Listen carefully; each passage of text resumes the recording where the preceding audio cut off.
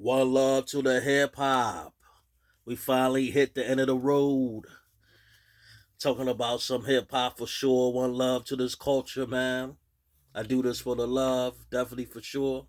Always been a hip hop junkie since like the age of like 7 to 8 years old. Collecting the tapes, collecting the CDs, and also am seeing myself as a hobby. And just representing to the fullest. Got the hip hop shirt on for this episode with the word hip hop. Got all the artists you can name that was in the hip hop culture in white. They names in white. I know it's hard for you to see some of them, but some of them stand out as you can see. The ones that made a big impact on hip hop and put their stamp on hip hop definitely stands out on this shirt right here, man. I love wearing this John like to the concerts when I go to a hip hop concert or whatever like that.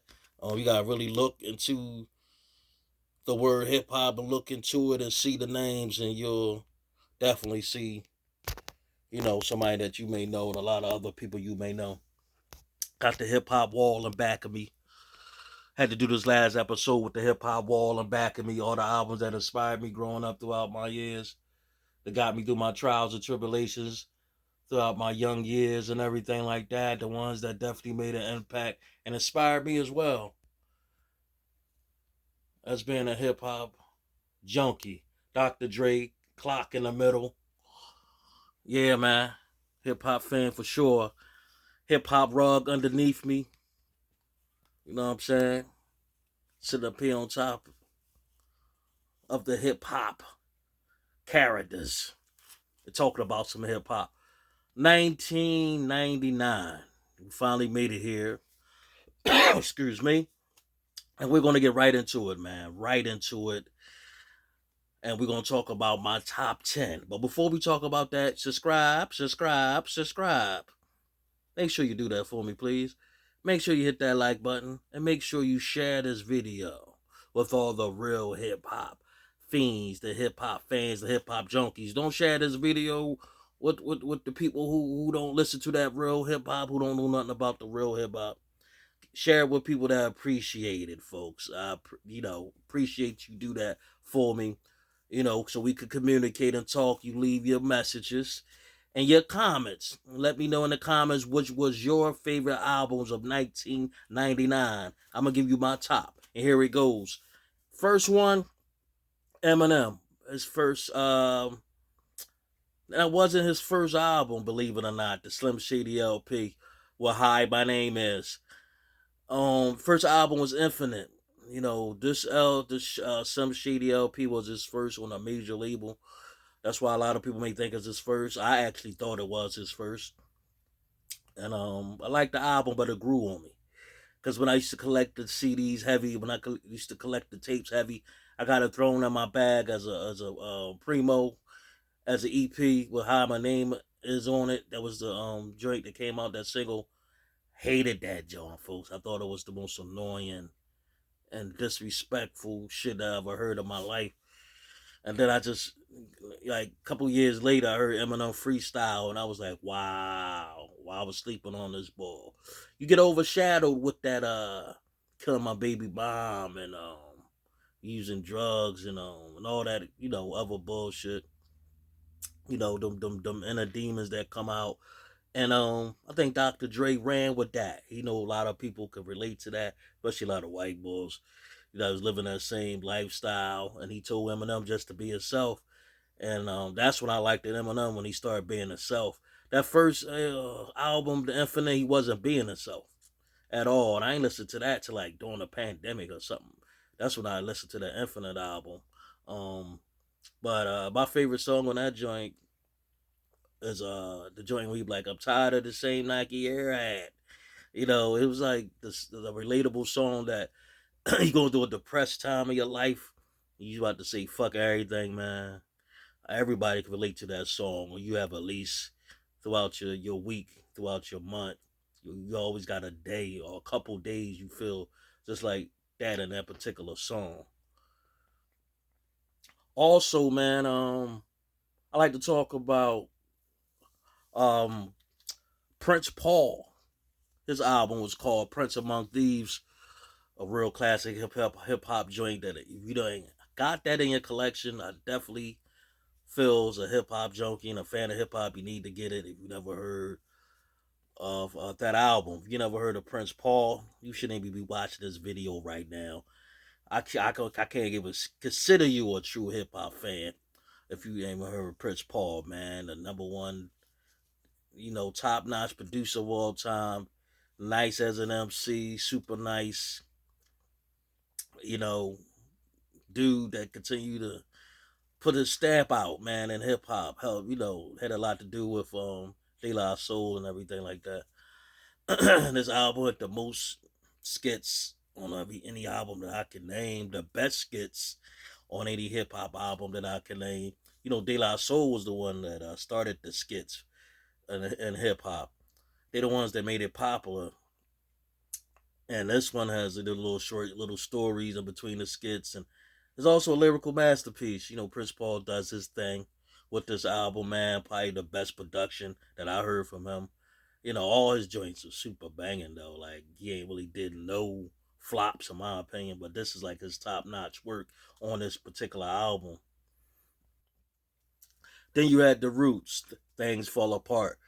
Personally, it was my best album, man. It's like Three Roots album that to me was all like, um, do you want more? Um, it was another one, and the Things Fall Apart. And Things Fall Apart, man, to me was the most successful album because it's like more commercial, more radio friendly joints. It was a lot of jazz feel, a lot of soul feel. But I really, really, really love Things Fall Apart, man. It's like does something to your soul when you watch that joint. And I love the joint with Erica Badu, man. The joint, if you worry about where I've been or who I saw it are, a club I went to with my homies, they said, don't worry, you know that you got me.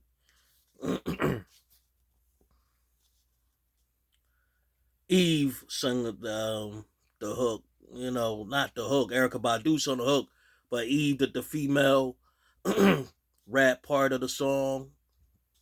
Real nice love story joint.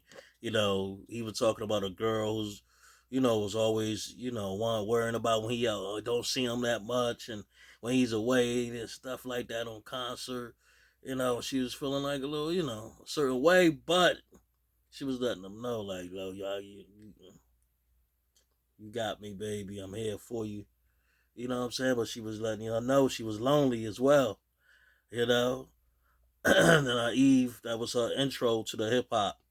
People who don't know that, you got me on Things Fall Apart before Eve became the Eve that we know. Excuse me, folks, for the phlegm in the throat, the changing of the weather and all that stuff, man. I know it might be annoying hearing me with the and all that stuff, so I apologize for that deeply. The next album I like to talk about is the Ruckus. Ruckus brings out another album. It was the Sound Bombing 2. They had the Sound Bombing 1, the Sound Bombing 2 was the Shizneck. A lot of underground cats, too many to name. But it was for the underground lyrical cats who love that underground Shizneck. And that's exactly who it's for. 100% pure hip hop.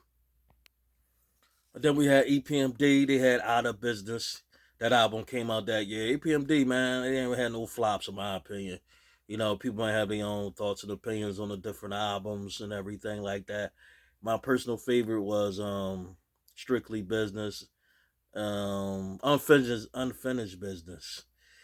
Yeah, that was my personal favorite of the EPMD. Strictly Business was number two. Then everything else after that. And Out of Business, man, they continue to bring the raw, the hardcore, the best way to bring it. Every album, the Fisherman hats, as they do. That's a little traditional thing that they do. Just bringing you to hip hop the best way they can do it. With them lyrics and the metaphors, doing their thing. Eric Sermon always bringing that raw production as well. Then you have also another album that came out was Redman and Method Man with the Blackout album. Definitely a dope album. Love that album, man. Keep that album on rotation all the time. The Blackout 2 came out a couple years later. That joint was another fire joint. Definitely for the ride. You going on a road trip somewhere, you want to get hype, you going on a long trip by yourself or whatever, you falling asleep at the wheel, turn that on. Put the bass up, turn that joint up loud. Super loud and put on that joint. You know what I'm saying? I love how it come on. Dun dun dun dun dun dun dun dun dun dun dun dun dun. Yo, that album, super banger right there. Then you also had Inspector Deck. To me, the most lyrical dude out the whole Wu Tang group. Man, he get overshadowed a lot by Method Man, Ghostface, and Raekwon and all them. But this dude, man, got lyrics up there, yang yang. That's why Big Pun had to put him on his first album. And this Uncontrolled Substance, a lot of people slept on his album. A lot of people don't even know about this album, man. Only the true hip hop fans know. The true Wu fans know. This is lyricism at its best, man. Beats was nice for the Inspector Deck. That's all I can say about the beats. That's pretty much I can say about that. I will say I wish the beats was a little bit more bangers. I wish they was a little bit more sharper and more, bass beats, that boom bap type of shit. Them super banging beats that make you be like, yo, like like the Triumph type of beats. You know what I'm saying? I wish he would have had more of that on it, personally. And also we have Most Def with the Most Def is dopest album ever to me in that year for an MC. It was called Black on Both Sides. Perfect title.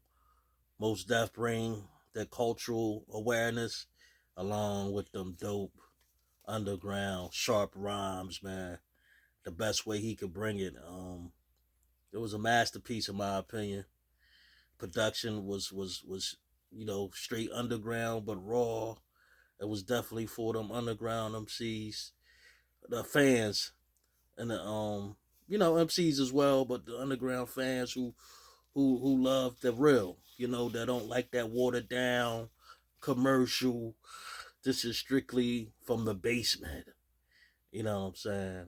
I like Mos Def because he always be himself. It's not like he's not in character, trying to be something that he not. He definitely, being himself all the time. On wax, off wax, on camera, off camera. Most Def is that dude. Then we have a lyrical monster, man, that came out. He came out from the group Organized Confusion. I'm talking about Pharaoh Monch. You know what I mean? When he rhyme, man, it's like a roller coaster. That shit goes, you know, everlasting and it flows is unbelievable, man. A lot of stuff you got to go on a Google and look up. Like, what the fuck he just said right there? Yo, this dude brought us that year. Simon Says and a lot of other joints off that album. But the joint he brought, man, was the Godzilla sample from the original Godzilla movie. When Godzilla comes out the water, you know what I'm talking about. Dun dun dun dun dun dun dun dun. Get the fuck up. Dun dun dun dun. Simon Says, get the fuck up. Throw your hands in the sky. Ladies, grab on your tit. Yo. Yo. That joint, he with that Godzilla set with the illest sample ever from everybody know the fear of Godzilla when that song came on. You know to look up in the sky, Godzilla. That's how Pharoah Monch when he rhyme. That's how he wants you to make you feel. The truth on that joint with Common, I felt in love with that. I had to one day just write all the lyrics down and fucking listen to what the fuck both of them was saying. That joint was the fucking truth. You know what I'm saying? And then you had the motherfucking Common Sense was on that joint as well. So not common sense. I just said common sense. My bad, peoples. Um, Cannabis.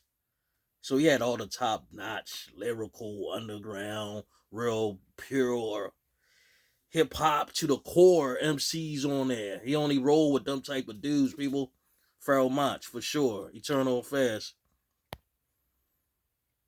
Then you had Funkmaster Flex.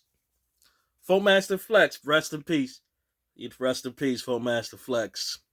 You know, he brought us them classic mix albums throughout the years, the mixtapes, man. I grew up on a lot of Funkmaster Flex.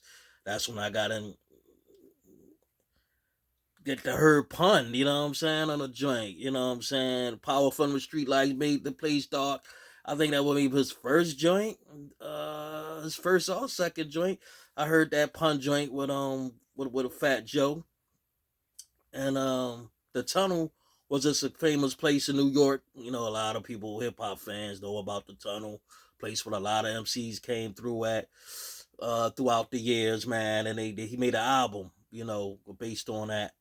A lot of MCs on it, a lot of pure hip hop for the true hip hop fans, for sure. That want that real. That's what the tunnel was all about. And there you have it, folks, man. My albums for 1999. And I want to go back because I forgot to talk about a female from 1998 that I didn't talk about on the previous episode. Her name was Lauryn Hill. I want to briefly talk about that album before I end this. The Miseducation of Lauryn Hill. When it came out in 98, it was a hip hop sensation, one of the best albums of the year. Let me repeat that. I'm going to say it real clearly. Best albums of the year. Flawless production, rhymes was tight, and everything. But the only problem I had with it, even to this day, is it wasn't a pure hip hop album. And it was the death of her career, folks. I'm sorry to say that. But, you know, all the true hip hop fans know that with all the R&B tracks back to back to back. She sprinkled a little bit of hip hop in there. We wanted that raw Lauryn, that Fuji's Lauryn. She was mostly talking about her relationships and crying out about things she went through in her life with her kids and everything like that. That was cool. You know, you put a couple of them joints in there. But for the real hip hop world, the true fans of hip hop, we want to hear more of them lyrics, man. And it was only like the one banger on there for the hip hop world for us was Lost One. And I